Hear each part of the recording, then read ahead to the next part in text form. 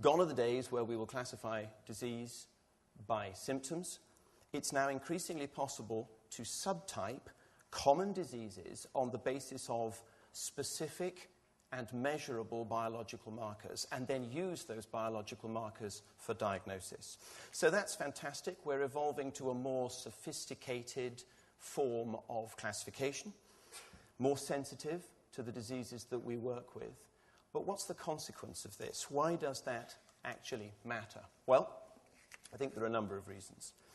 Firstly, as diseases fragment, their precise molecular identities will allow for rational, targeted therapies designed to interfere with the specific biological processes in really very tightly defined patient groups.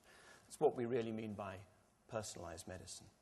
And there are many therapies, monoclonal antibodies, viral vectors, immunomodulators, things that we have now that are very good at doing that. Secondly, biomarkers, and by that I mean indicators of normal biological or pathogenic processes, biomarkers are going to be used not just for diagnosis, but also for prognosis and for determining therapeutic decision-making.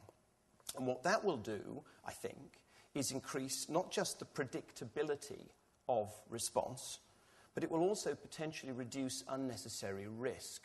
Clearly, if you're not introducing low-efficacy drugs to patient populations, then you're not introducing any risk to them either, and that's important.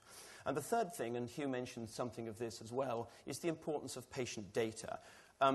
It's going to be true that genotypic data is much more important in the future because it helps us with the specificity of diagnosis. But not just that data, also real-world data.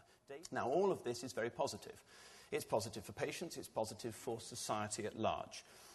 But as a result, I think we're going to have to address some of the traditional ways in which we discover, develop, and regulate new medicines.